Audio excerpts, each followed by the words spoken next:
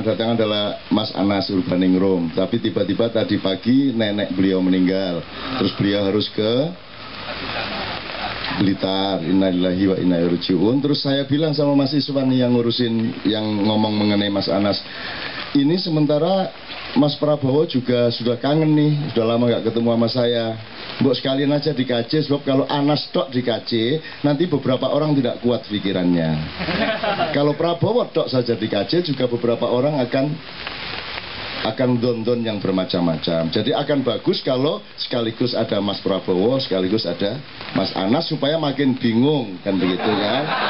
Nah, tapi karena kedua-duanya kemudian karena ada halangan, kita oleh Allah sebagaimana Nabi Ismail seharusnya tersembelih malah dapat kambing, kan gitu kan. Jadi kita mestinya dapat Mas Anas, tidak jadi, Prabowo tidak jadi, malah kita dapat Kang Aher. Tepuk tangan.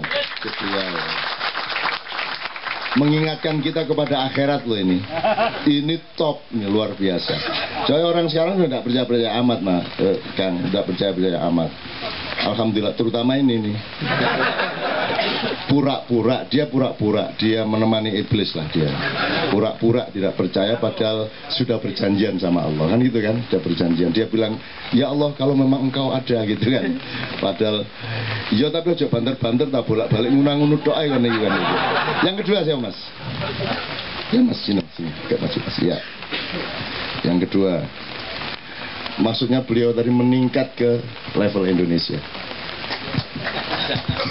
Assalamualaikum Kang Aher.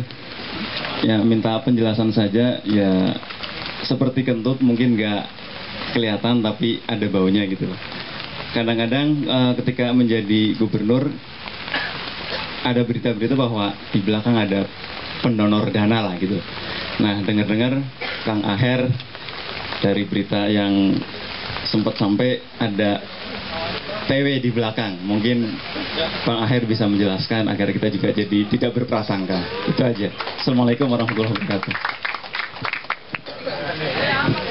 Ya, monggo, ini pertanyaan langsung dan beliau bisa menjawab dengan cara apapun saja.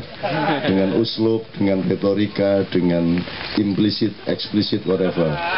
Oke, ketiga siapa? Yang ketiga tadi.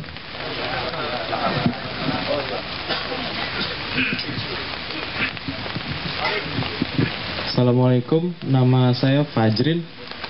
Saya mau nanya soal apa iya manusia punya free will, Pak? Saya cenderung agak meragukan soal demokrasi, soalnya kalau saya lihat-lihat di mana-mana kayaknya kok nggak ada demokrasi. Maksudnya kalau Babon kan punya silver line, atau saya lihat-lihat Ratu Lebah kayak keren deh, lahir jadi ratu, nggak ada yang protes.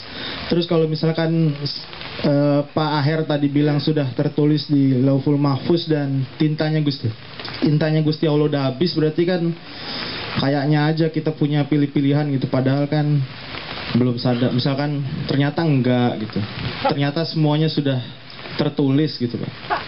Atau gimana ya, free will itu saya kok kalau nggak ada yang kebetulan berarti saya nggak punya pilihan dong, kayak gitu. Makasih. Ini pertanyaan menurut saya sangat kunci, sangat mendasar untuk manusia di era sekarang. Jadi tolong dielaborasi bersama-sama supaya mendapatkan manfaat dan terbukanya pintu-pintu baru untuk tidak terjebak, tapi juga untuk tidak mendewa-dewakan sesuatu yang tidak seharusnya didewa-dewakan. Yang keempat.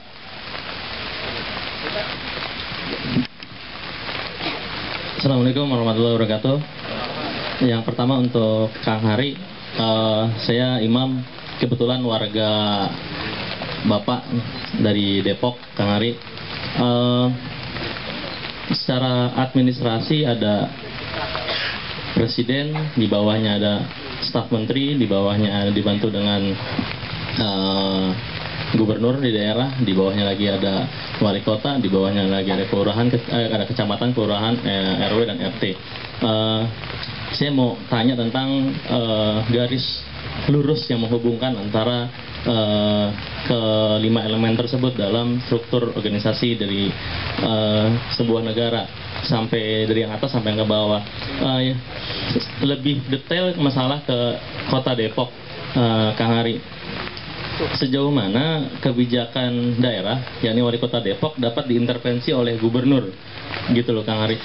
Saya ambil contoh mengenai kebijakan One Day No Rice yang diusung oleh wali kota Depok, di mana saat tidak makan nasi tetapi dengan umbi-umbian, kemudian Depok sebagai kota teknologi gitu loh. Jadi memanage kota dalam bentuk IT gitu loh. Nah, karena saya ingin mencoba intervensi ini untuk mengukur efektivitas kebijakan. Nah, bagaimana Kang Aher melihat efektivitas kebijakan tersebut? Karena bagi saya pribadi, kebijakan-kebijakan tersebut tuh sangat imajinatif. Maksudnya gini, kebijakan itu tidak sesuai apa yang diperlukan oleh warga Depok pada umumnya. Belum sampai ke tahap itu. Gitu, masih ada hal-hal yang lain, Kang. Kemudian untuk Cak Nun ada 2, Cak. Yang pertama, Cak, mengenai hutang Cak Nun bulan lalu yang mau menjelaskan tentang tematik Kenduri Cinta bulan lalu yang tentang kesusuban. Kata Cak Nun bulan depan atau 2 bulan lagi, bisa nggak Cak Nun menjelaskan bagaimana kondisi kesusuban bangsa Indonesia menurut perspektif Cak Nun? Terus terakhir, mumpung ada Mas Noe, Mas, saya mau nanya Mas tentang, boleh ya Cak ya? Saya pernah nonton Cak Nun, Kiai Budi di Mencopot Syafaat. Kiai Budi pernah bilang bahwa modernisasi adalah proses apa ya istilahnya, mempermudah kehidupan manusia gitu loh.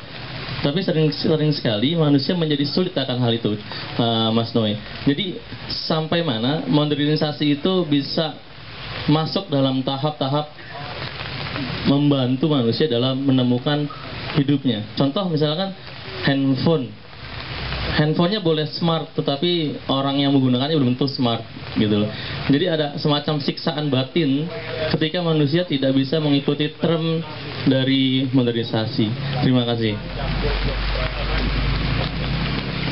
Masih ada 2 lagi, Mas Iswan dulu. Terima kasih, Cak Nun. Sebelum saya bertanya, saya kasih background dulu soal karena kebetulan Pak Aher itu dari Partai Keadilan dan Sejahtera ya. PKS itu dulu saya harapkan menjadi seperti partainya Nekmettin Erbakan yang kemudian dilanjutkan oleh duo Abdullah Gül dan Recep Tayyip Erdogan di Turki. Ya, Erdogan itu bekas mayor Istanbul yang kemudian mengkreasi bersama Abdullah Gül punya Refah Party atau AKP, partisi, yang kemudian sekarang dianggap salah satu kekuatan penting di dunia, Turki, karena secara geostrategis dan geopolitis dia punya posisi yang luar biasa besar dan kuat karena dia bertetangga dengan Suriah, dengan negara-negara Middle East. Jadi posisi partainya Erdogan di Turki itu mirip-mirip dengan posisi PKS di Indonesia, kira-kira begitu. Nah, rootnya juga hampir mirip. Itu sejarahnya waktu didirikan itu ada hubungannya dengan gerakan-gerakan Ikhwanul Muslimin di Turki. Seperti juga kemungkinan besar teks-teks yang digunakan oleh PKS itu adalah yang ada hubungannya dengan Said Qutb dan Hasan al-Banna. Nah, pertanyaannya adalah ada sebagian harapan misalkan Pak Ahmad Heriawan satu ketika menjadi petinggi di tingkat nasional, tetapi kemudian ada musibah yang teramat besar yang terakhir terkait dengan kasus-kasus impor daging dan lain sebagainya. Pertanyaan saya yang pertama adalah kira-kira ya ke depan prospek PKS itu seperti apa? Dan yang kedua, masih kental di dalam persepsi publik bahwa PKS ini adalah partai yang sangat eksklusif, yang hanya bisa menembus ke atas apabila punya jaminan dari para mentor tertentu, misalkan para murobi sehingga dia bisa menjadi caleg. Mungkin nggak misalkan PKS punya ke depan nanti, kalau sekarang mungkin setelah selesai prosesnya, punya caleg perempuan yang tidak pakai kerudung misalnya. Walaupun di beberapa negara Indonesia Timur itu sudah mulai, saya bertemu dengan waktu ke NTT, itu ada seorang Kristiani itu jadi caleg PKS ya. Jadi caleg PKS itu artinya ada semangat untuk berubah. Tetapi seberapa besar, seberapa jauh PKS berani untuk menjadi partai terbuka? Dua hal itu. Terima kasih. Nanti hal mengenai free will, karena ini sangat esensial, nanti kita teruskan bersamaan dengan Mas Sabrang sama Pak Yai Muzamil. Sekarang Sabrang mungkin akan urun satu pertanyaan. Sebelum bertanya, saya tak jawab singkat dengan pertanyaan Mas itu tentang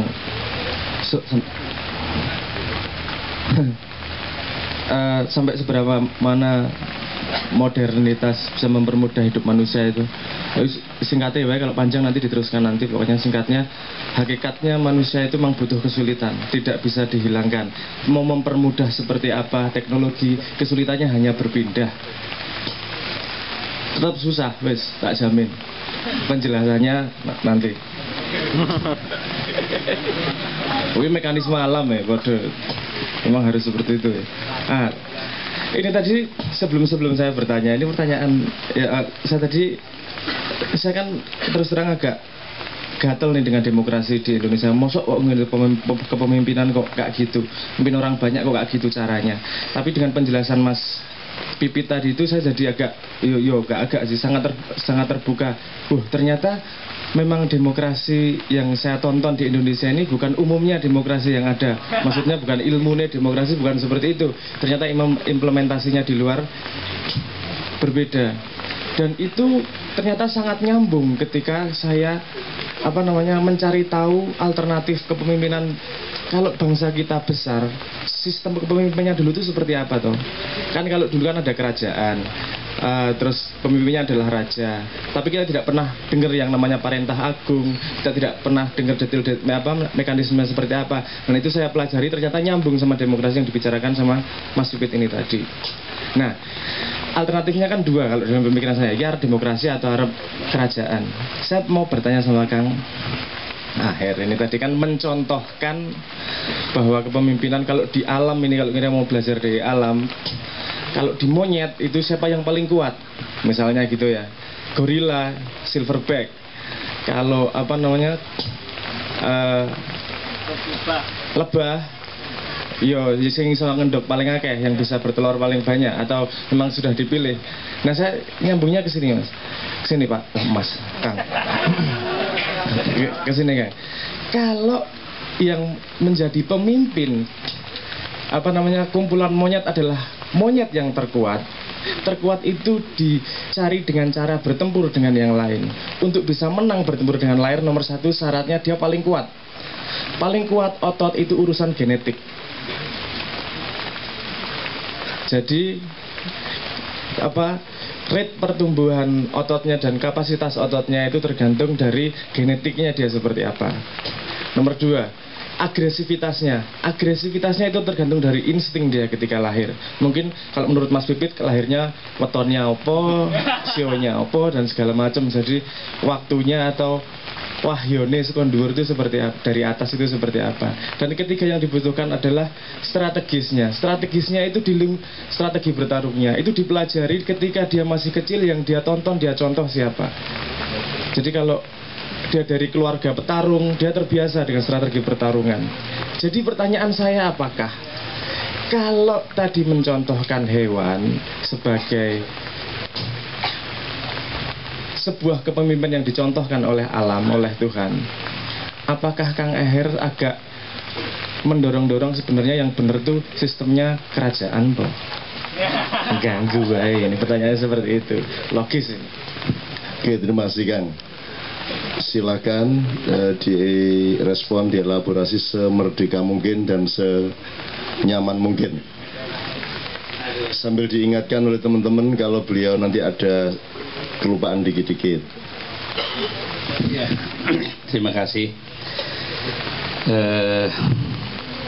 Yang pertama dari Kang Dadang.